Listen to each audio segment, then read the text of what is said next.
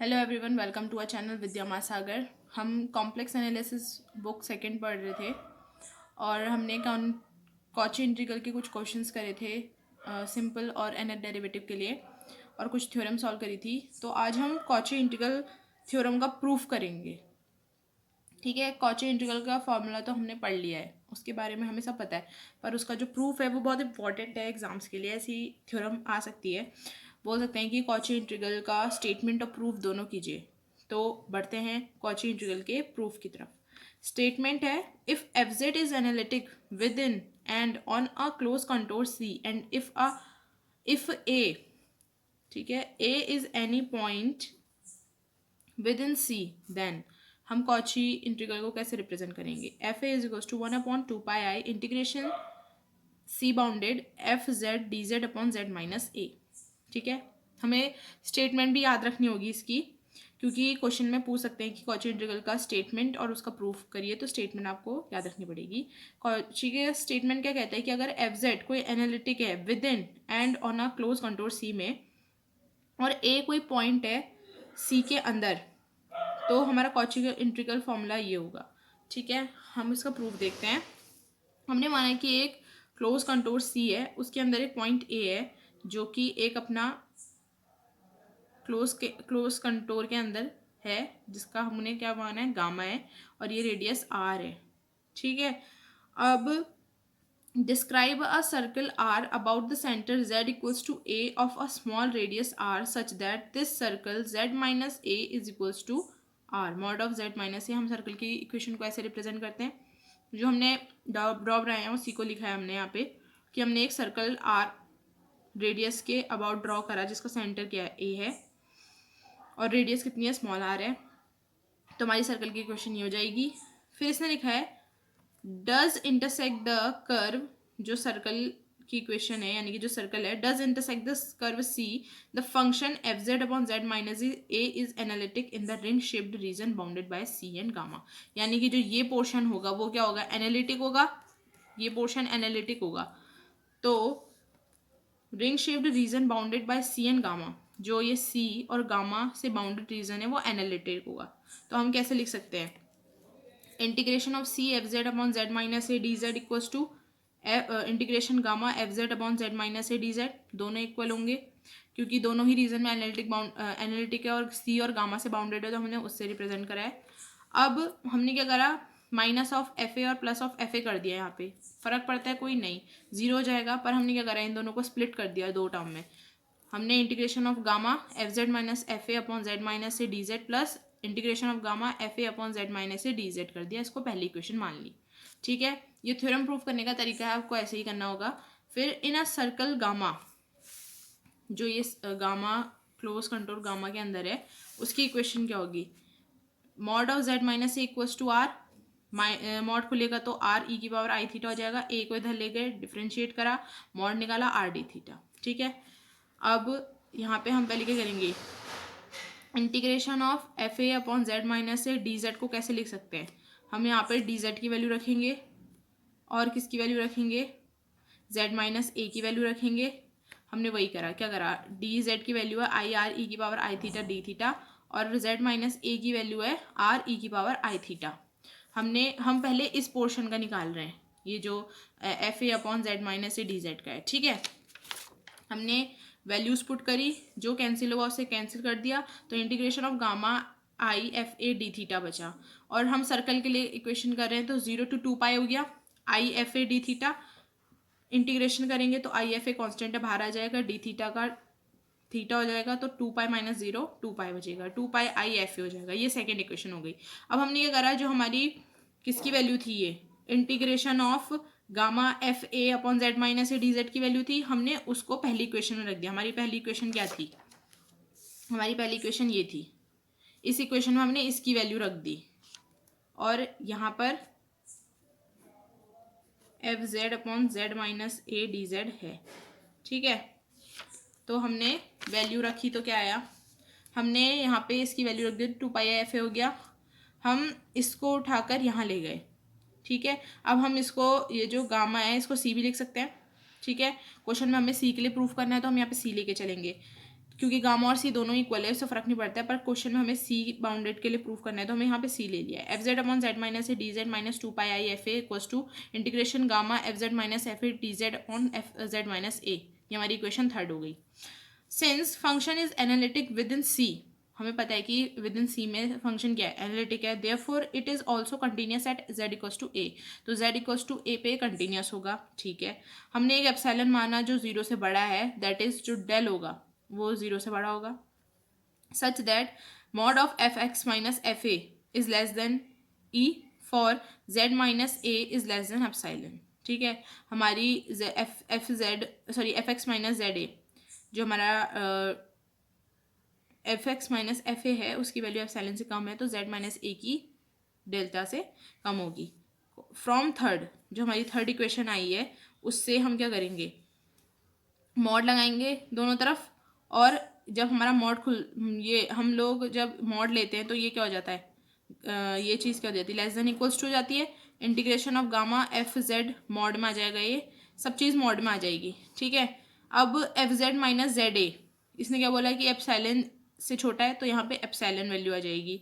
ठीक है, और D Z, mod of D Z हमने अभी यहाँ पीछे निकाला था, मॉड ऑफ डी जेड की वैल्यू कितनी थी, आर डी थीटा, हमने वही क्या करा यहाँ पे उसकी वैल्यू रख दी आर डी थीटा। इसकी वैल्यू कितनी है, जेड माइनस ए की आर, ये गामा है और ये आर है, दोनों अलग अलग चीज़ें हैं, इसको कंफ्यूज मत करना, ये गामा है और ये आर है। ठीक है, अब एप्सिलॉन बाहर आ जाएगा, आर से आर कैंसिल हो जाएगा, 0 to पाई लिमिट हो जाएगी डी थीटा, तो ये क्या हो जाएगा 2 पाई ई, किसकी वैल्यू 2 पाई ई की वैल्यू किसके इक्वल आ रही है, mod of integration C F z z minus A D Z minus 2 pi I F a. अब एप्सिलॉन जो है वो epsilon is an arbitrary small value, बहुत छोटी वैल्यू होती है, तो हमने क्या कर दिया ई इक्वल्स टू 0 ले लिया। अब ये टर्म 0 हो गया तो ये इतना इक्वल्स टू 0 आ जाएगा, मॉड खुलेगा, ये वाली ये जो माइनस वाला टर्म है इधर जाके पॉजिटिव में हो जाएगा। तो हमने क्या करा, पहले एप्सिलॉन को एक आर्बिट्री स्मॉल वैल्यू है, ई को 0 के इक्वल माना, मॉड खुला, ये 0 के इक्वल आया, अब हम इसको इधर ले जाएंगे,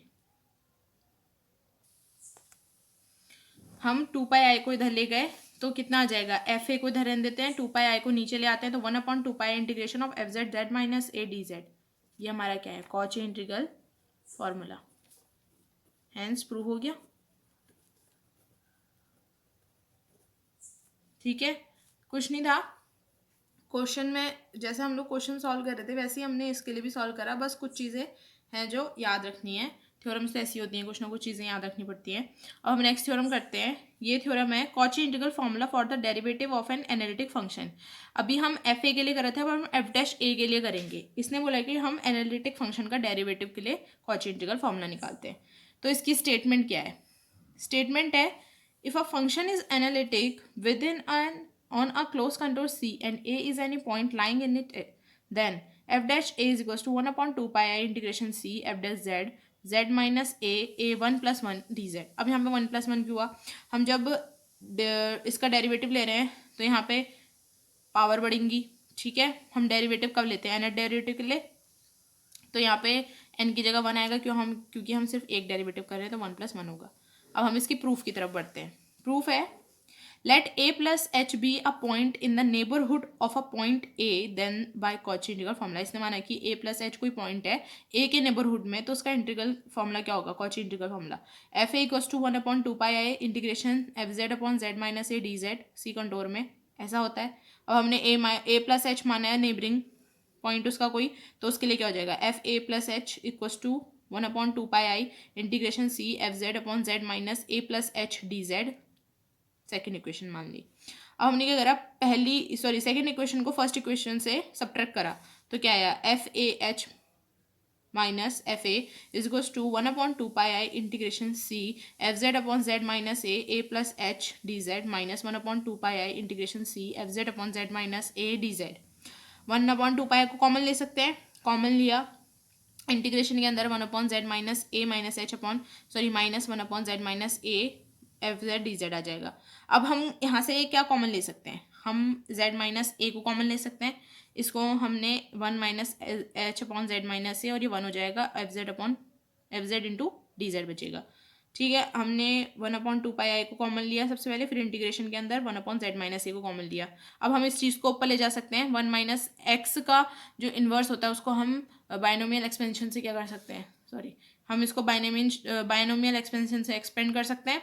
तो वही करते हैं, देखिए 1/2 integration C 1/z-a 1 minus H upon Z minus A को ऊपर ले गए तो माइनस का इन्वर्स आ गया -1 f(z)dz। इसको हम कैसे खोल सकते हैं, इसको हम summation n 0 to infinity H upon Z minus A की पावर n f(z)dz लिख सकते हैं। अब ये एक्सपेंशन कैसे खुलता है, 1 + x स्क्वायर, तो हमने वैसे ही खोल दिया, हमने वैल्यूज पुट कर दी, पहले n की वैल्यू 0 पुट करी, ठीक है, फिर 1 पुट करी, 2 पुट करी, 3 पुट करी, और टिल सो ऑन -1 और f(z)dz बाहर से। फिर 1 से 1 तो कैंसिल हो जाएगा, बचेगा क्या, h भी कॉमन ले लिया, तो 1/z-a प्लस h/z-a का whole square till so on f(z)dz। ठीक है, अब इधर साइड हमारा a plus h minus F a upon h हो जाएगा, क्योंकि h हम यहाँ ले गए, और बाहर से 1/2 पाई था, और इंटीग्रेशन के अंदर 1/z-a ब्रैकेट में 1/z-a प्लस h/z-a का whole square plus so on f(z)dz बचेगा। अब हम क्या कर रहे हैं, लिमिट ले रहे हैं, लिमिट h टेंड्स टू 0 कर दे रहे हैं, क्योंकि यहाँ पे डेरिवेटिव चाहिए हमें। ठीक है, तो डेरिवेटिव के लिए लिमिट लेंगे तब जाके ये चीज़ जो है डेरिवेटिव बनता है। ये डिफरेंशियल का फॉर्मूला होता है ना, डिफरेंशियल निकालने का।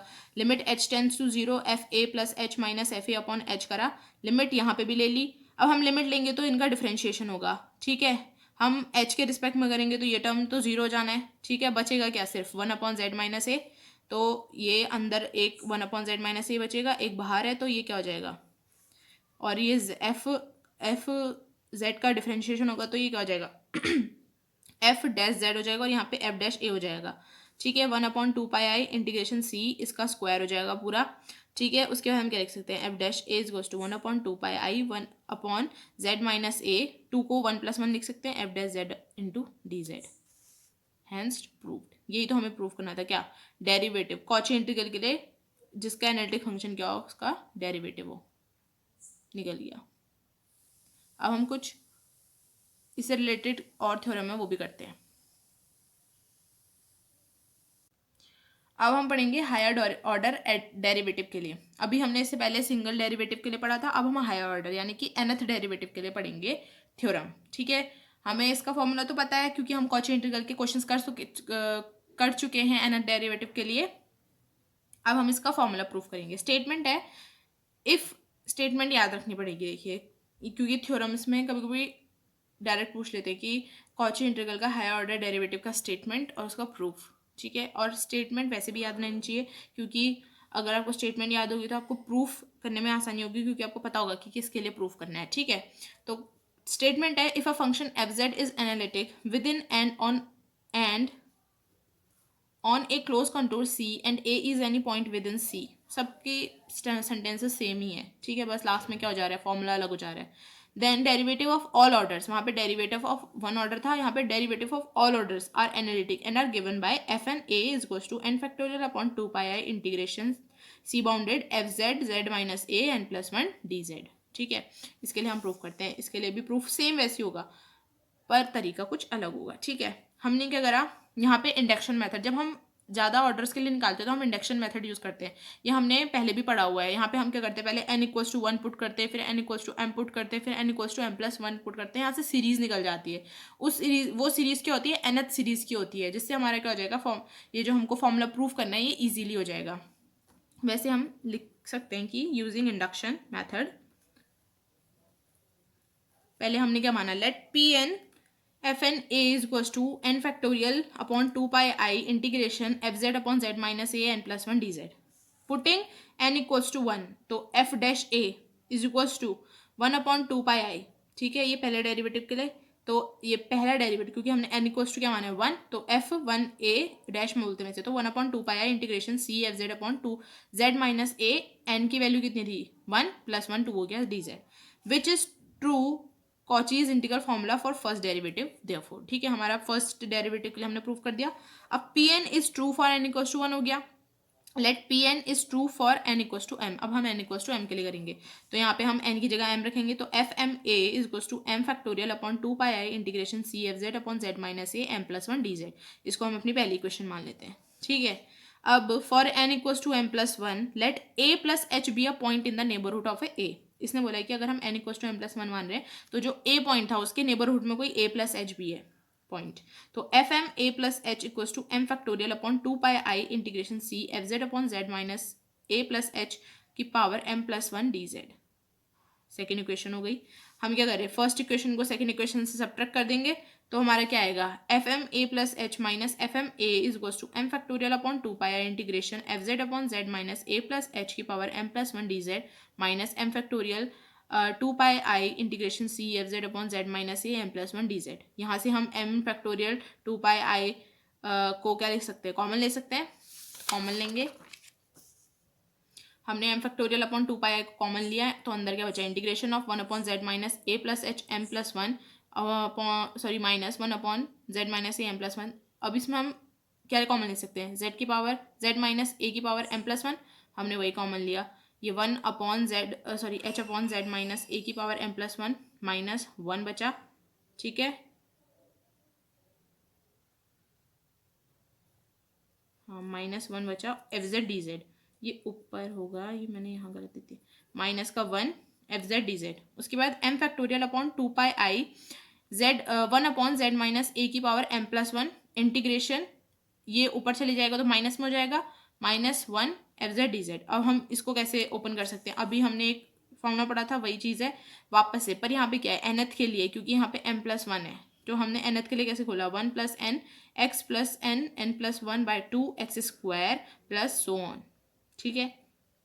एनथ के लिए ये याद रखना है ये चीज़ कि ये ऐसे एक्सपेंड होगी, तो एम फैक्टोरियल अपॉन 2 पाई आई ब्रैकेट में 1 अपॉन जेड माइनस ए की पावर एम प्लस 1, अंदर हमने खोल दिया, एन की जगह पे क्या होगा, एम प्लस 1 होगा पुट ऑब्वियसली, ठीक है। एम की जगह पे एन प्लस 1 पुट होगा, हमने सब जगह वही करा, M plus 1 H upon Z minus A, X की value Z H upon Z minus A थी, M plus 1 M plus 2 upon 2, ठीक है, H upon Z minus A का होल स्क्वायर, माइनस का 1 जो इधर साइड था, और F Z D Z, plus 1 से माइनस 1 चला गया, बचा क्या, M factorial upon 2 pi I 1 upon Z minus A M plus 1 integration M plus 1 Z upon H upon Z minus A plus M plus 1 M plus 2 upon 2 H square upon Z minus A का whole square plus 1 F Z D Z बचा।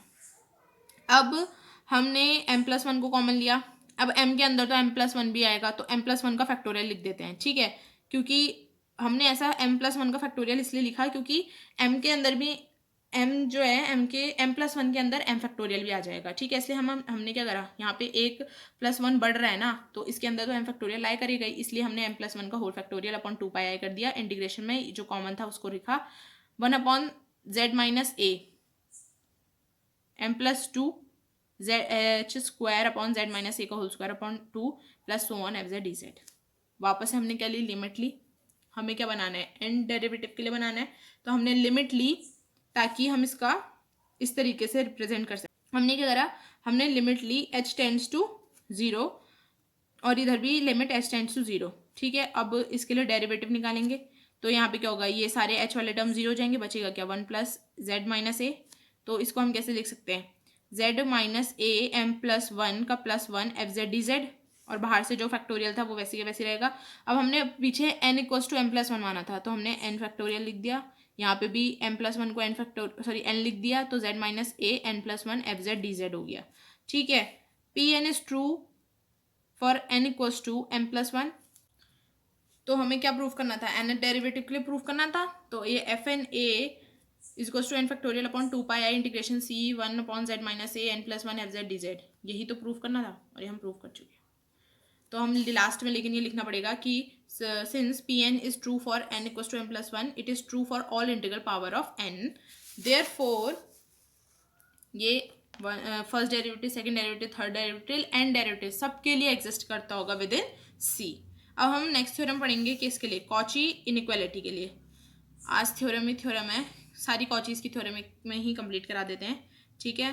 कोई सा भी theorem बन सकता है, तो इसका स्टेटमेंट देखते हैं, लास्ट थ्योरम है इसका, ठीक है। स्टेटमेंट है if F Z is analytic within and on a circle given by mod z minus a is equals to r, and if f mod f Z is less than equals of m, यानी कि ये for every z on c, then mod of f N a is less than equals to m n factorial r की power n, ठीक है। Statement तो सबको समझ में आ जाएगी। एक सर्कल की इक्वेशन दे रखी है, ए के मॉड एफ जेड जो है इसकी sorry less than equals to M है, और ये प्रूफ करना है, ठीक है।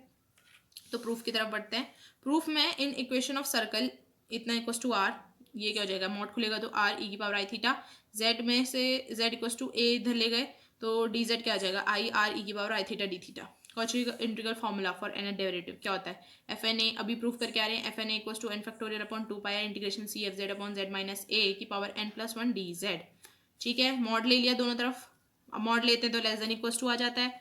अब हम सबका मॉड लेंगे, 2 पाई आई का मॉड लेंगे, आई का मॉड क्या होता है 1, ठीक है, आई का मॉड 1 होता है, तो 1 आ जाएगा, तो यहाँ पे क्या बचेगा 2 पाई आई, ठीक है, और यहाँ पे मॉड ऑफ एफ जेड बचेगा, ठीक है, और इधर मॉड ऑफ डी जेड, ये पूरा मॉड लेना है, ये भी पूरा मॉड में होगा, ठीक है। मॉड ऑफ एफ जेड, अभी ऊपर को जो हमने स्टेटमेंट लिखी थी उसमें क्या लिखा था, since mod of f z क्या है less than equals to m, तो ये एम के इक्वल होगा, तो हमने एम वैल्यू रख दी।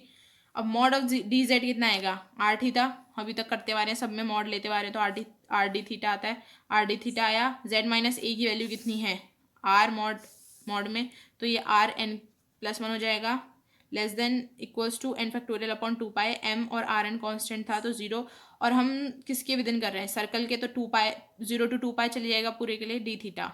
अब हम इसका इंटीग्रेशन करेंगे तो क्या बचेगा 2 पाई से 2 पाई कैंसिल हो जाएगा, n factorial m upon r n बचेगा।